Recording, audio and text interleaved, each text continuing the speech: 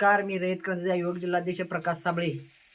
येणाऱ्या जिल्हा परिषदेसाठी रयत क्रांती संघटना पाटकर जिल्हा परिषद गट असेल, कराड उत्तरमध्ये, कराड दक्षिणमध्ये, फलटण, वाई या ठिकाणी आम्ही लढवत आहे. आमच्या नेते सदाभाऊ खोत साहेब यांच्या आदेशाने आम्ही येत्या जिल्हा परिषदला येत्या 4 ते 5 दिवसांनी आम्ही उमेदवारी डिक्लेअर करणार आहे.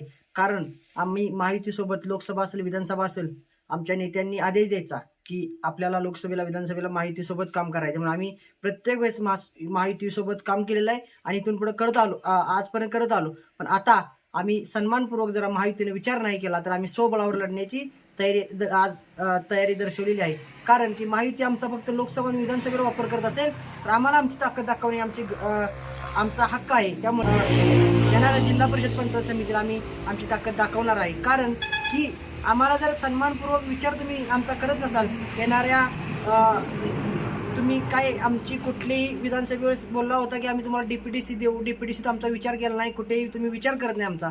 फक्त आमचा वापर तुम्ही लोकसभा आणि विधानसभेसाठी करत असाल तर याद राखा की आम्ही तुमच्यासोबत नाही. आम्ही आता फक्त लढणार आणि लढणार. आणि सदाभाऊंचा आदेश आहे की लढल्याशिवाय आपल्याला काही मिळत नाही. त्यामुळे लढायचं आणि आता फक्त लढायचं. फक्त सातारा जिल्हा परिषद मिशन